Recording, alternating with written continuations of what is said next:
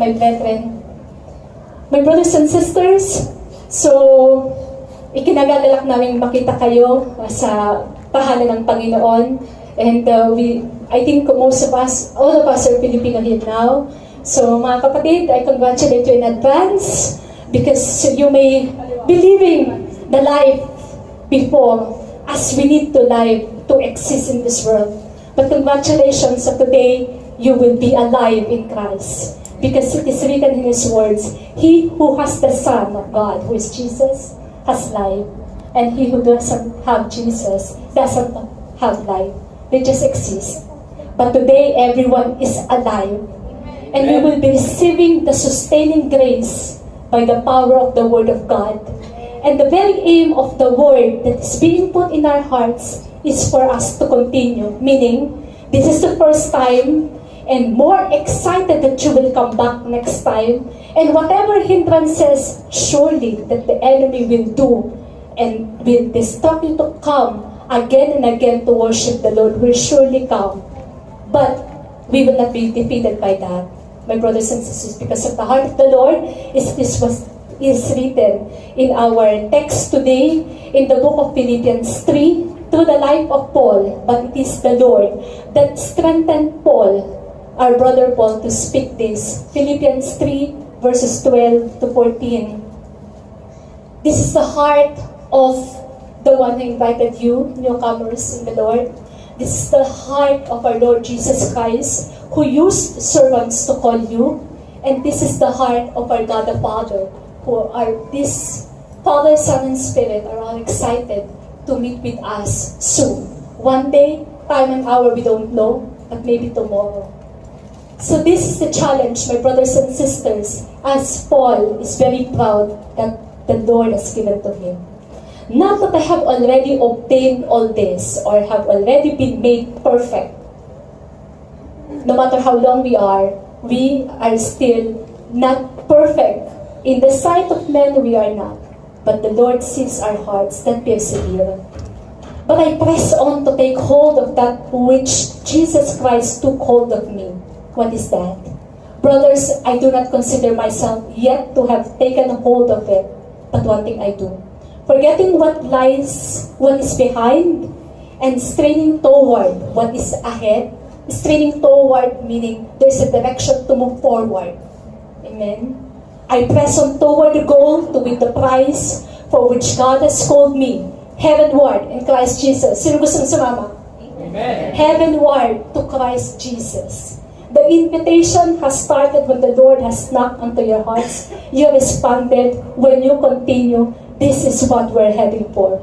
We're heading to be glorified just like Jesus Christ and to our real citizenship, to our real residence, not in this earth, but in heaven. Amen.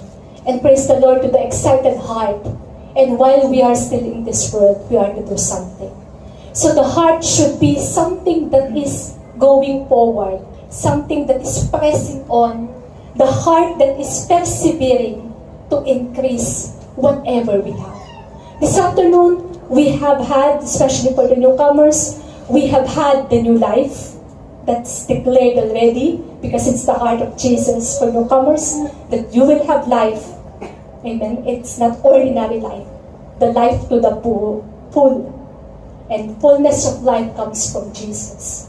Jesus who has everything, who can offer you freedom, life, health, protection, restoration, victory, whatever we need, my brothers and sisters, to be righteous and holy people of God. And for those who are already here, long time maybe, it is a message of the Lord to continue what you have started. Because the reality is, we may fall away. And the reminder in the Bible is always there is a tendency, because we're still in this world where it is being headed by the evil one. There's a tendency that you may be dragged if you are not wise. So the Word of God is making us wise today. Where's the increase? 2 Peter chapter 1 verses 5 is what the heart of the Lord is for each and every one of us. For this very reason, there is a part from us. The heart of Jesus is to gather you under His care, to call everyone. The calling is given to everyone, but the response comes to the heart individually. Praise be to God that He touches your heart to start and to continue. But there is an effort to be done. For this very reason, make every effort to add to your faith goodness. Where do we get faith? Romans 10:17. Faith comes from where? It's coming from hearing. And hearing the message. And the message is coming not from neighbors, not from the world. Because the messages of the world is very deceiving. May be pleasant to our ears, but will lead us to death and destruction. But the message that comes from the Bible, from the very Word of God that we believe in, that will lead us to life. The full life. And the life that will lead us to our real residence. So it starts from faith, believing in the Lord Jesus Christ that will offer us everything. And to add to that faith is goodness. After that we have gained goodness by the grace of God, we increase in the knowledge. Where do we get knowledge? Is still from acquiring message from the Word of God. And to knowledge, and to knowledge, self-control. Who has self-control now? Amen. And to self-control, perseverance. And to perseverance, godliness. And to godliness, brotherly kindness. And to brotherly kindness, love. What is being referred to here, my brothers and sisters? These are fruit, mga kapatid ko, ng Holy Spirit. Once you have Jesus Christ in you, as we are claiming now, the Holy Spirit goes with us. And with the help of this Holy Spirit, it purifies the person na dating hindi ikaw, nagtataka ka, bakit naging, parang may kakaiba sa akin ngayon. Ikaw mismo makakapag-testify nito, much more ang paligid mo makakapag-testify sa iyo. And the increasing is there. Dati, okay naman ako pagdating sa faith because I give everything to God. And we hear it from everyone. No matter what the religion is, they have the faith in the Lord Jesus Christ. But teka lang, dati, wala naman akong concern. Concern ko lang pamilya ko, mapadalhan ng pera. Ang concern ko lang, alam kong okay sila, matawagan ko sila habang nasa abroad ako. But ngayon, I feel something that is not enough.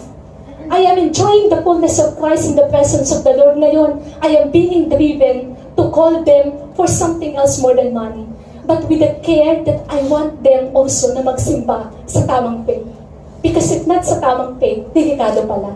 I understood it from the knowledge that comes from the Word of God. Hindi ako dati ganito.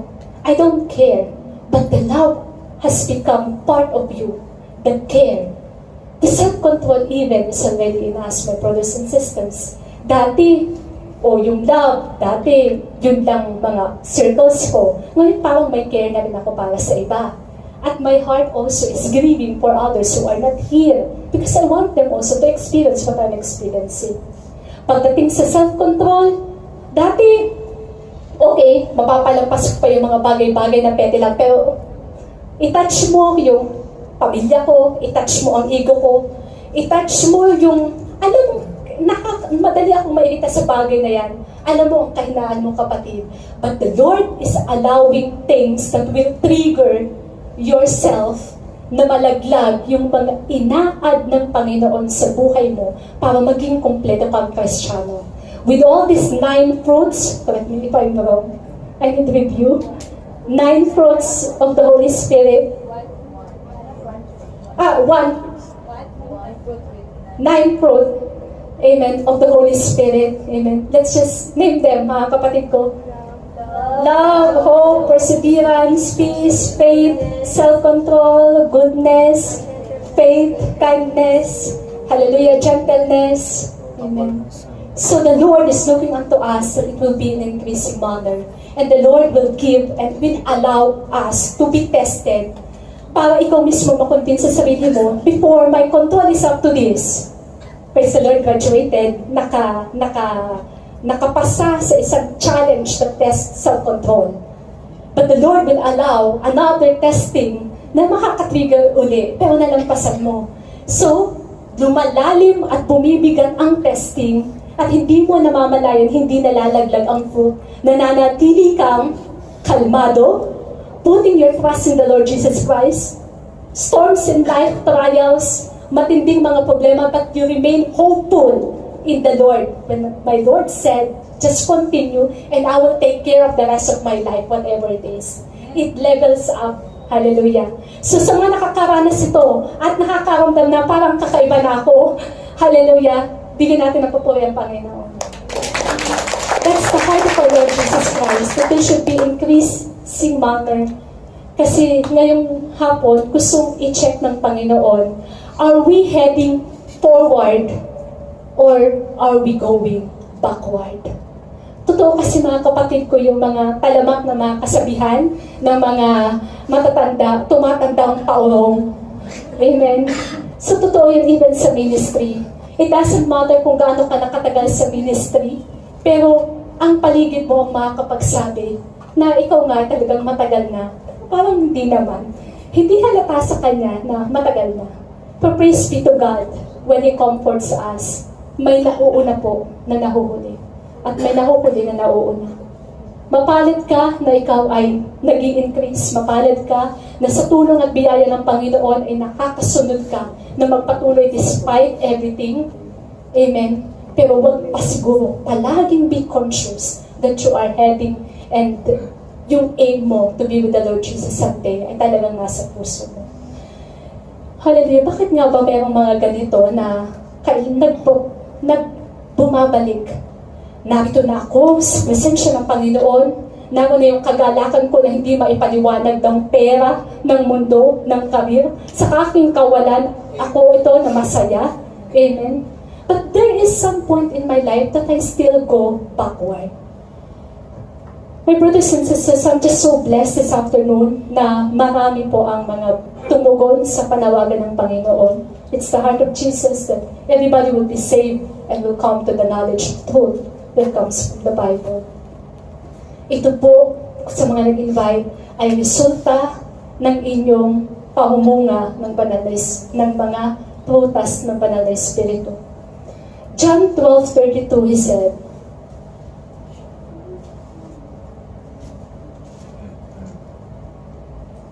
"But I, when I am lifted up from the earth, will draw all men to myself." Jesus Christ was saying, kung ako, sabi ng Panginoon, ay malilifted up sa buhay mo. Paanong paraan? Nagsashine ng glory ng Panginoon kasi talagang hitik ang bunga ng banal na Espiritu na prutas sa iyong buhay. Yung mga nabanggit kanina, ito po yung mga tinutukoy. Amen? Hindi bastang sasama yung mga ina-encourage mo kung hindi makitaan talaga na worshiping at na may kagalakan ng iyong pag-i-invite sa ililid mong worship sa kanila. Nakita nila ang joy mo. Itong nag-invita sa akin, napaka-joyful, wala palang trabaho. Samantalang ako, kumpleto ng day offs. Samantalang nag-invite sa akin, galak na galak. At talagang buhay na buhay, wala pala itong trabaho, tagal na 6 na buwan na. Sa 1 taon na. Amen? So yung nagbubunga na ito ang nagdadrive sa presence ng Panginoon. It is the Lord Himself that draws people sa nag-invite na pinamamahayan ng mga prutas sa banal na Espiritu. So, the Lord sees your heart at pagpapagal at pagpupuso kung sino man kayo mga kapatid ko, and just continue. Pero, ang katotohanan, meron talagang nag-go backward. What are the factors? Number 1 ay yung lack of leadership. Sa mga bago nating kapatid, at kahit ako noong ako'y bago, normal sa atin na nangangapa, parang conscious, ano bang meron, ano bang kaibahan ng pinasok kong bagong faith na Bible believer at gospel, full gospel, sa dati kong faith. So madaming mga katanungan, mga kapatid. But if you are not led properly, there's a tendency that we are going backward. Doon na lang ako sa dati, at least doon, madami kami. At least naiintindi ako. At least may nagkikare tumawag. At least hindi ako nag-iisa. Amen. Hallelujah. The Lord is allowing samples in the Bible, stories that will reflect our realities, mga sitwasyon natin sa buhay, at yung mga katatayuan natin na mga pag-uugali. Amen. Let's have a look in the book of Exodus 32, 1 to 8. Sa story po na ito, everyone from our reading have known that the Israelites were taken out from captivity from Egypt by the Lord through the life of His servant Moses. And they are free. Now, may isa story, ang tagal naman dumating ng leader namin. Gusto na namin mag-worship. Sino bang i-worship namin? No leadership. So the people claim and wanted leadership and wanting to praise and worship, so they approach the one that is existing in the life of Aaron. He is the person and the leader in charge then. Kailangan namin magpuri. Okay, dali nyo sa akin ang inyong mga hikaw, mga sigsing na ginto, at ating pag-ipo-ipunin at gawing guya na ating sasambahin. Amen. Kalugod-lugod ba sa Panginoon? Hindi, mga kapatid. Itong mga nag-worship, less ang accountability. They're longing for worship. They're longing for God's presence. And they approach the leader in charge. That's why napakalaki ng accountability ng isang leader na itinalaga ng Panginoon. Na yung ayaw ng Panginoon, nalilid sila sa destruction and even death. Pagkagalit ng Panginoon, kasi later on sa verses, nagalit ang Panginoon. Pero you should stand sa leader kung sinong inappoint na leader. At hindi ka magpadala sa kung sinasabi ng mga flags. Amen. So, sa atin na mga naglulong sa Panginoon, it's a call for us leaders na maging active and maging sensible pagdating sa pangangailangan ng mga baguhan, ng mga flags, ng mga idinadako ng Panginoon. Kasi, we're talking about serious matter. We're talking about soul. Importanteng bagay more than anything else in this world. Buhay na walang hanggan ang nakataya sa mali na leadership, sa leadership na nagko-compromise. Baka magalit ang mga taong ito, baka ako pagbabatuhin, o sige, ibigay ko na lang ang kanilang gusto. Amen. So, in the lack of leader, the tendency, makapag-go backward ang mga tao. Yung mga tao na nililid ng Lord sa presence ng Panginoon. But hallelujah, sa awa grasya ng Panginoon, He is leading these people to right leadership. Amen. That's why, let us thank the Lord that we have mighty leaders being used by the Lord even here in JSPC.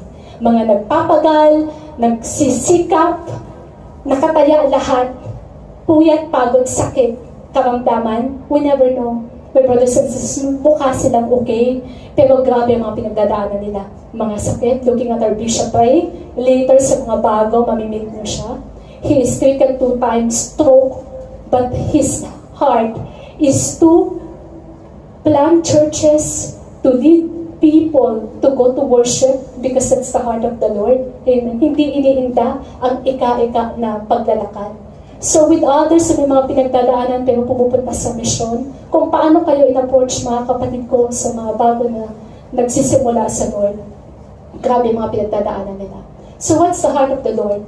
That these people will be stationed, these leaders will be stationed in their life para sila hindi mag-go backward. That's the heart of the Lord. In Ephesians 4:12, ito yung mga in-appoint ng Panginoon. That all the churches have this. Simula po tayo sa 11. It was He, referring to the Lord, who gave some to be apostles, some to be prophets, some to be evangelists, and some to be pastors and teachers. To prepare, what's the purpose? Nakastation ang mga to. Itinalaga talaga ng Panginoon through the life ng mga nag-appoint to prepare God's people for works of service. And this work of service is one. At pag lumalim kayo, yung mga baguhan at nagsisimula ng lumalim sa Panginoon, hindi lang kayo makukontento na nag-worship lang. With the guidance of your leaders who never compromise, with the guidance of the leader na ibinibigay sa iyo ang katotohanan sa Bible para hindi ka maligaw ng landas. Pag tinanggap mo ito ng buong buo, magiging kagamit-gamit ka ng Lord for His work of service. Hence, you will be part of the body of Christ na mag-build up sa body na itinalaga ng Lord at sa pagpapalago ng body ng Lord. And we're all declaring the head alone as Jesus Christ. So malaking factor ang leader. Amen. No leadership lead people, especially the new flocks, to going backward. Pero in fairness naman sa mga leaders din na nagtsatsaga, not at all times ang sisi nasa leader. Kasi hindi natin maditinay ang katotohanan na talaga minsan matigas talaga ang ulo ng mga flocks. Just like the starlights that tend to be stubborn, rebellious, stiff-necked, ang ibinibring ko sa inyo ay ang Lord Jesus Christ. But you tend to go on your way. These people, sabi ng Matthew, I'm not sure, 37, yung sinabi niya na, here I am like a hen that wants to gather my chicks under my care. The protection is here.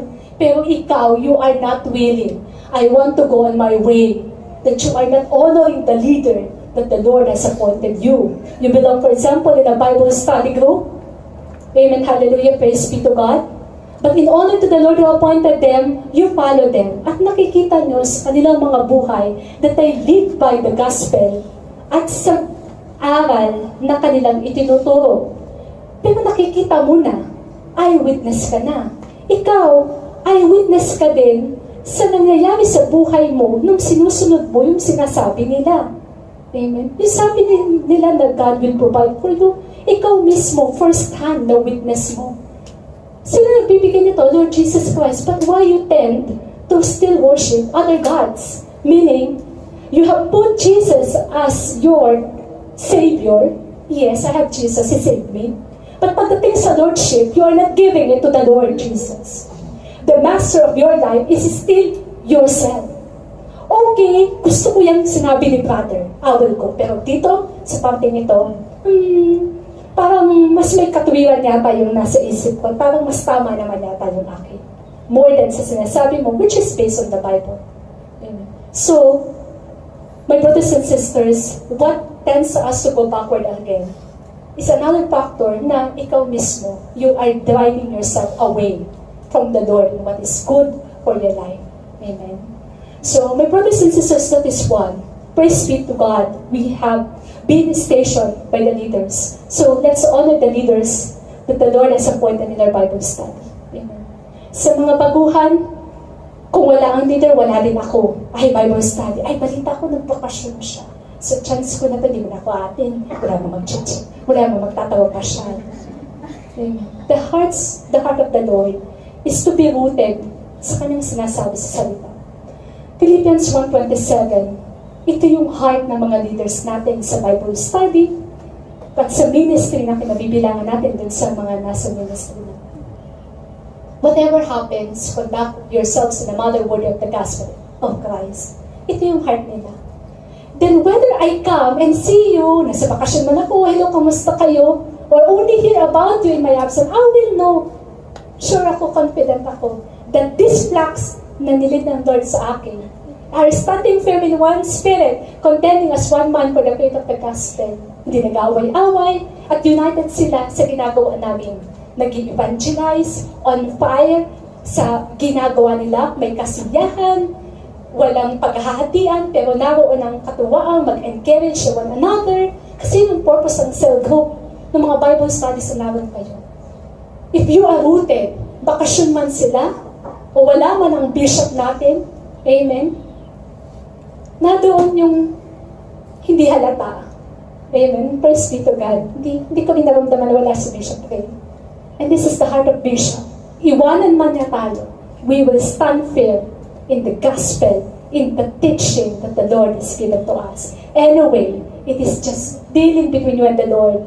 These servants are being used in our life to guide us, pero it's still us and the dealing with the Lord. Individual po ito. Kaya grab the opportunity na may leader ka, na may nagtuturo sa iyo, nagpapagal sa iyo. Don't go astray. Kasi kawalan mo to, kapatid. Don't go backward. Another thing that leads us to go backward is the corruption ng paligid mo. Right now, my brothers and sisters, let's imagine, sino ba yung circle of friends mo? Who are the people that surrounds you pag wala ka sa ministry, pag wala ka sa church, pag wala ka sa Bible study? The Lord is telling us that we should be choosy when it comes to our friends. Protect yourself, mga kapatid. The reality is we are weak.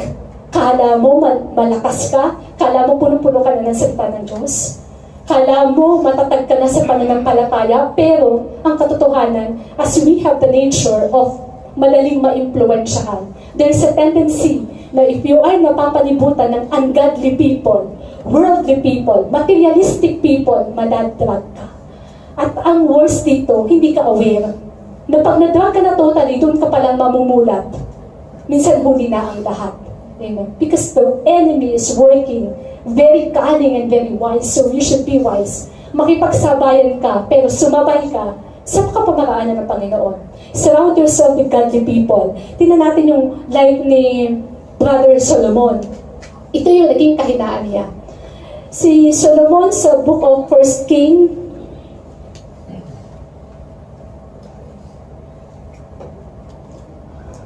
chapter 11, verse 4.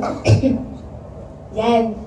As Solomon grew old, his wives turned his heart after other gods.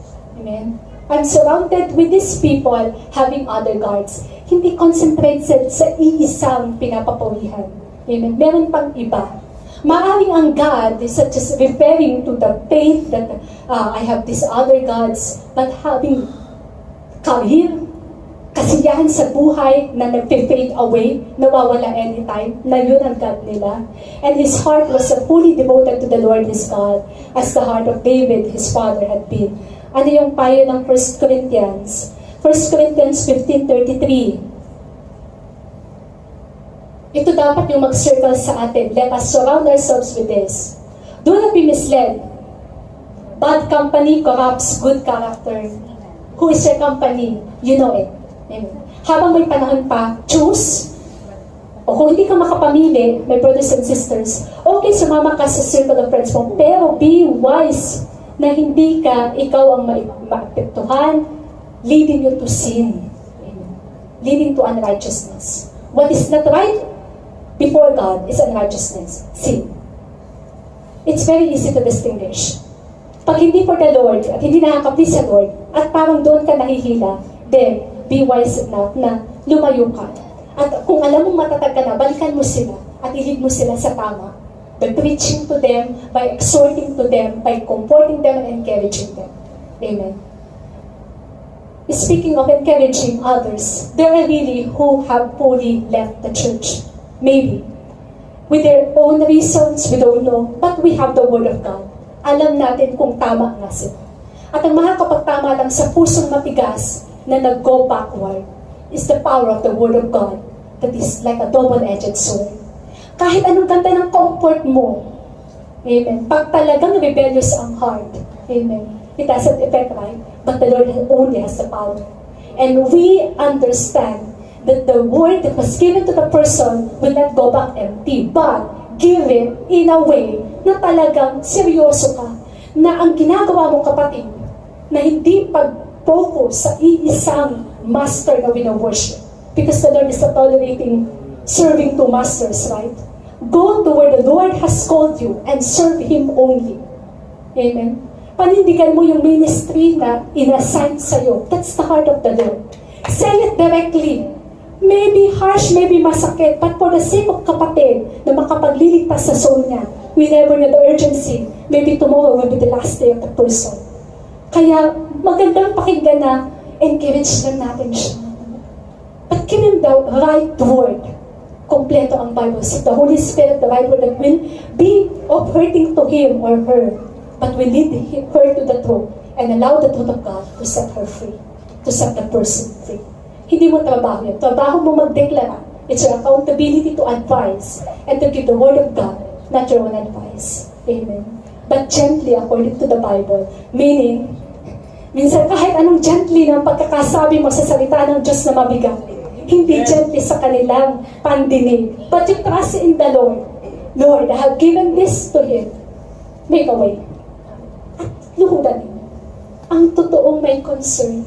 Umiiyak, wala dito yung katabi ko ng isang araw. Kamusta kaya siya? Matawagan na. Hindi yung wala dito. Bahala siya. There's a call. We have a friend, we have cellmates sa Bible study. Amen. There's a call, my brothers and sisters. So, bad company leads us, lalo na sa mga bago at hindi pa talaga nag-work sa ministry. That leads us, mga kapatid, to go backward. Amen. And there are also others, kagaya ng tinutukoy sa Book of Mark, nasa Luke din siya, ano mo yung parable of the sower, nasa Matthew, Luke, Mark. Tingnan natin sa Mark 15. Isa rin kasi na nakakapag-lead sa tao going backward is the satanic forces, yung action ng evil. Sa Matthew 15, Mark 15,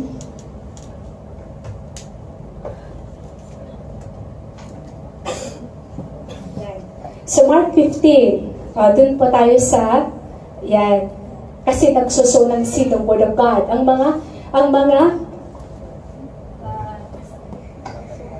hinahasikan ay ang ating mga buhay, ating mga puso. Amen. What turns the person to go backward is Satan himself, the action of Satan. When, in Mark 4:15, sabi na dito, some people are like seed along the path where the word is sown. As soon as they heard it, Satan comes to take away the word that was sown in them, right then and then. Kapatid, sabi ng Bible, ito, hindi sa akin yan. Sa ibang tao yan para sa akin. And who you to give me that? Magaling ka ba? Perfecto ka na ba?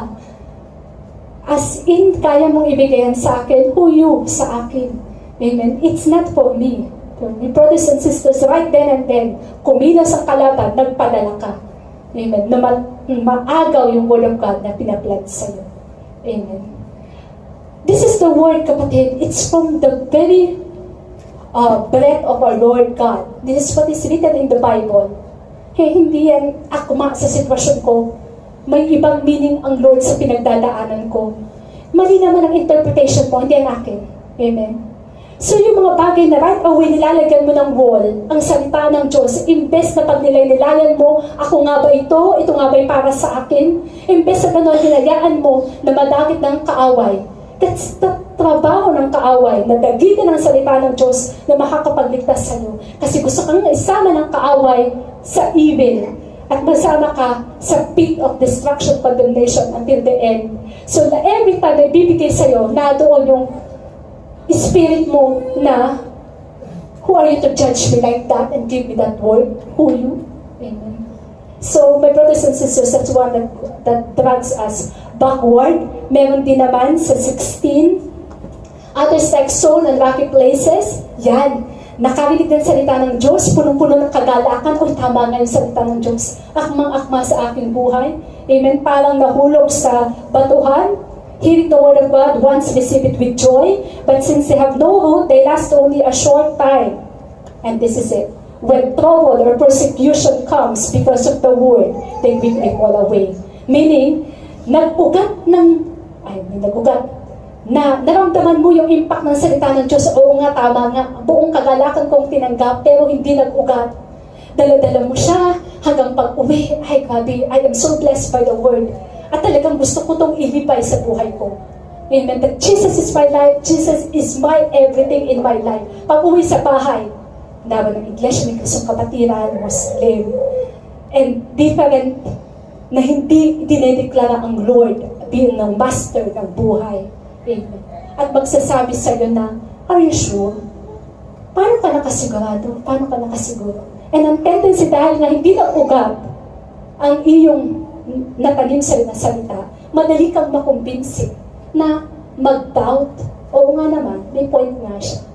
Ang sabi, mahalin mo ang kapatid mo. Oo nga, tama nga, si pastor, mahalin ang kapatid. Kaya pag uwi ko, i-check ko yung pamilya ko, yung nakasakit sa akin, na asawa ko, i-message ko siya. At ako na mismo ang hihingi ng paumanhin kahit siya na unang nagkasala.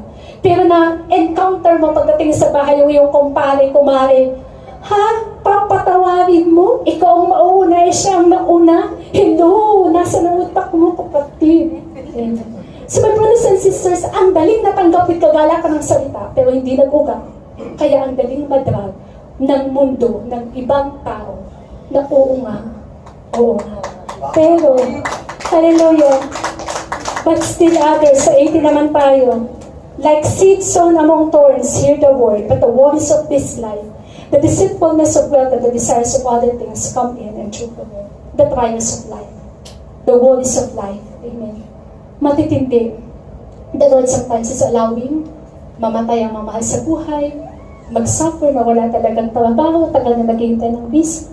The Lord is allowing this situation. Pero my brothers and sisters, do not let na go backward ka because of these trials. Because this is assured by the Lord. If you have the word, sabi ng Lord, in this world there are really troubles. At hindi basta-basta trouble. Kung follower ka ng Lord Jesus Christ, yung matitinding pinagdaanan niya, to the point higit pa doon, ang at stake death. Denial of yourself is death. Physically. Amen. But for the sake of following, for the sake of obedience of the gospel, for the sake of holding on to the truth that the Lord has planted in your heart. Amen. You don't let us be dragged to go backward. Amen. Brothers and sisters, let's grab the opportunity. Do not let these factors, mga kapatid, that will lead us to go backward. Instead, let's restrain to moving on forward. Ano yung makakatulong? Number 1, Word of God. Laging dyan lang. Pag punong-puno ka ng salita ng Diyos, comes a temptation, papaalala ng Lord na ay mali ito kasi sabi ng Lord sa kanyang salita. And I'm holding on to the Word kasi ang nagsabi, hindi nagsisinungaling. And I'm very confident in the Word na sinabi ng Lord. Pag wala kang Word, napakahina mong kapatid. Napakadali mong ma-influensyahan at madrag sa worldly desires na nagpe-fade that will not last forever. So number 1 help is personal devotion to the Word of God. Sabi ng madaming mga nagsasabi sa ako magsisimula sa Book of John, let it be whatever. It's deal with the Lord. When you read, sabi nila, when you read 2 books, 2 songs in a day, twice ka nakatapos ng songs, mga ganyan. In whatever dealing with the Lord, wag mo mamiss na hindi ka makapagpasa, makapag-personal devote with the Word of God, day and night. Pag wala talagang pagkakataon, there are realities that you cannot find time and chance, given the trabaho. But the Lord is asking the heart that is making a way. Magkaiba po yung finding chance, finding a way, sa making a way. Pag making a way, gagawa ka talaga ng paraan. Magbawas ang tutulog para mag-devote ng Lord. Kasi ito yung magpapalakas na hindi ka madara. Number 2, prayer. It's dealing with the Lord every day. Mararamdaman mo sa buhay mo, sa sarili mo, pag hindi ka nag-pray, hindi mo na iluhod sa Panginoon, first thing in the morning, ang iyong buong buhay maghapon. Parang, parang nagkamali-mali, parang, anong nangyari? Parang na-plot ko naman lahat, na-plano ko naman lahat, mukha namang okay lahat, and everything is ready na. Bakit nagkaganon? Bakit hindi? Bakit pumalya? The power of prayer, when you commit everything to the Lord first thing in everything that you do. In whatever you do, commit everything. Commit your plans, commit everything, the work of your hand, and the Lord will establish it. Hindi mo namamalaya. Minsan hindi ka nga naghanda, minsan late ka na nga, pero pagdating doon, walang nanita. Lord, thank you for giving me chance again. Nakasurvive ako for the day. Sa power of prayer. Father, thank you. Hallelujah. Next, meron na tayong Word of God. Devotion, along with the Bible study, napakalaga po noon. Do not give up meeting one another, with one another in fellowship. So, fellowship is very important, we have heard last time.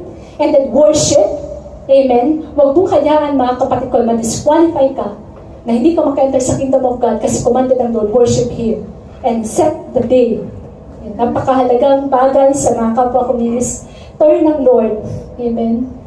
And I am really praising the Lord sa mga life na na-establish na rooted in the faith na ipinaglalaban sa paghanap ng trabaho ang oras para sa Lord at ang Friday day off, mga kapatid. Lalo na sa meron ng assignment sa ministry. Alam mo ang part mo, ay may kakanta naman dun.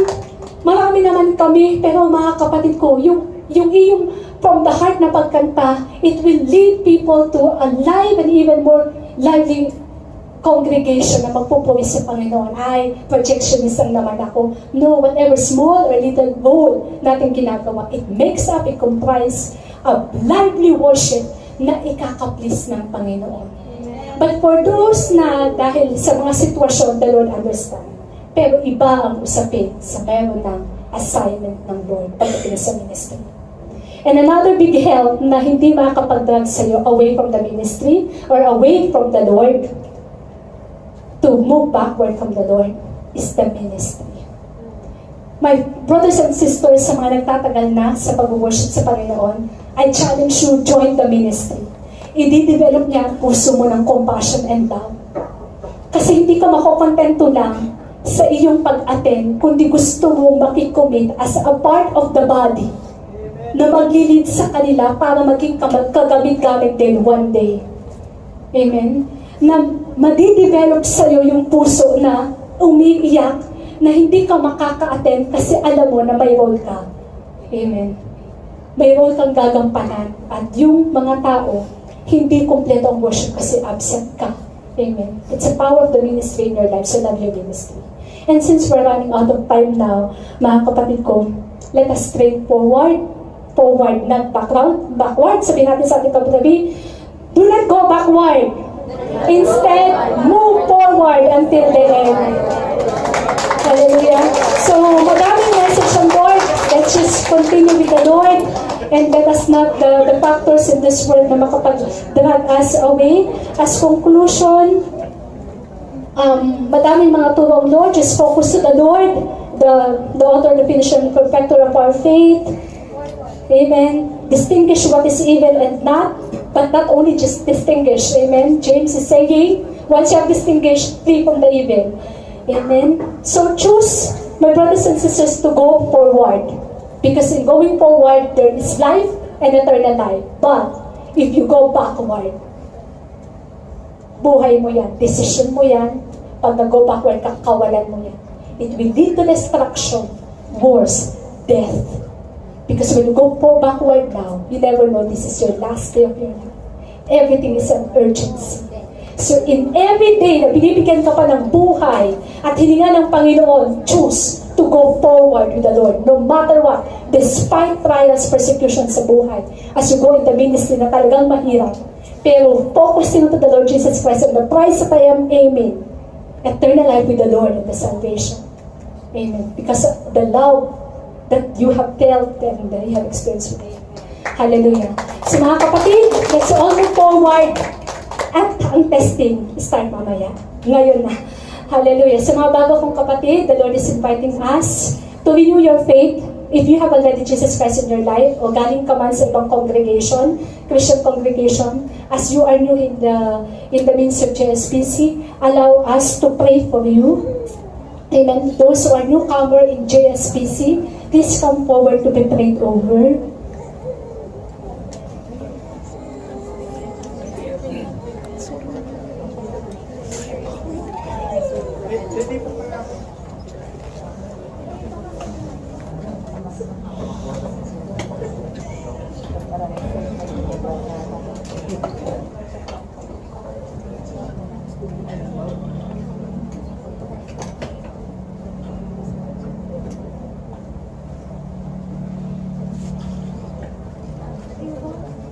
Mapagpalang araw, hindi aksidente na kayo ay narito sa paanan ng Panginoon. Maraming ginamit ang mga kaibigan, kapitbahay, mag-anak, nandito kayo dito.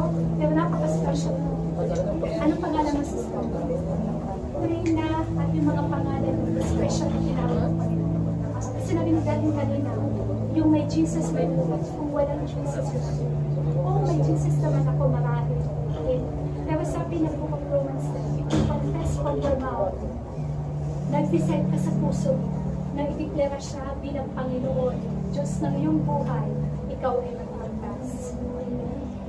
Ano man yung mga sitwasyon sa buhay, marahil kayo ay galing sa kaliliman na ikaw lang yung nakakaalam, meaning ang dependent to sin, to the darkness. Once you have Jesus, you will be cleansed. Because Jesus is holy. Yung holiness ng Panginoon hindi makontain ng kasalanan. Kaya kailangan isuko ito. So the heart of the Lord Jesus is you surrender not to me na channel ng Panginoon para makipag-pray kayo. But it's your decision from your heart na gusto mo nang makawala sa sin na meron kang marahil or meron mang kabigatan sa puso mo na hindi mo maisuko and you want a new life in Christ. Kasi yung may buhay na kay Kristo, masayang tunay. Kahit may problema, kahit may sakit, you know that the Lord Jesus is your strength, He is your life, He is the provider, He is the victor of your life. He is your peace kung wala kang kapayapaan dahil ng sitwasyon sa iyo. The question is right now, are you willing to surrender and give everything about your life to Jesus? Mga kapatid, mula sa iyong bibig sinabi ng Diyos. Tanda ng pagsuko sa Panginoon, itaas natin ang ating dalawang kamay at tayo manalangin sa Kanya na parang kausap natin siya. Mula sa ating bibig at sa puso natin na naniniwala sa kapangyarihan ng Lord Jesus Christ, sabihin natin, Panginoong Jesus, salamat po sa espesyal na pagtawag sa akin. Nabigyan ako ng bagong buhay. Inaamin ko, Panginoon, tinatanggap ko na ikaw ay banal. Ikaw ay malinis. Ikaw ay puro. Samantalang ako ay makasalanan. Inaalala ko lahat ng aking pagkukulang sa iyo, katigasan ng ulo ko, lahat ng mga kasalanan ko mula nung ako'y bata pa hanggang ngayon. Isinusuko ko po ito lahat sa iyo ngayon. Hinihingi ng kapatawaran lahat ng mga kasalanan ko. Ipinapakumbaba ko ang sabihin ko na linisin mo ako.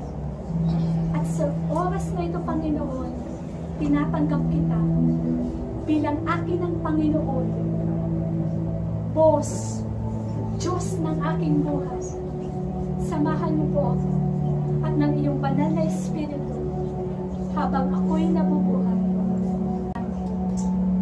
Congratulations mga kapatid, kaya mo ipag-pray kayo ng mga witness nyo ngayon na tumanggap kay Lord. Kaming lahat, kasama ng mga angels sa kalangitan ng pupuri, na kayo ay may bagong buhay in Christ right now. Panginoon, salamat sa mga buhay na ito, Lord, na tinawag po very special. Kung paano mo kami, Panginoon, iniligtas ang kaligtasan na ibinibigay mo sa mga kapatid namin ito, salamat po. Kung paano mo kami tinuturuan, Lord God, sa init ng presensya mo, siyang iginagawad namin in the name of Jesus sa mga kapatid ko ito. Lord God, lead them to be seeking you more than anything else sa buhay nila, Panginoon. Everything in this world will fade and go, Lord. But allow their life will surrender to you until the end, na yung very soul nila, Panginoon, maingatan. Father, as Jesus prayed to you, Father, protect them from the evil ones. Hayaan mo, Panginoon, na hindi madagit ng kalaban yung very word na inihasik mo sa kanilang mga buhay this afternoon. Father, we will see them on fire, hindi mag-go backward, but moving forward until the end, having you as their Lord and Master of their life alone. Thank you, Father. Into thy hands we commit this brethren, Lord God, this new creation right now. And we honor you, God, and we congratulate everyone.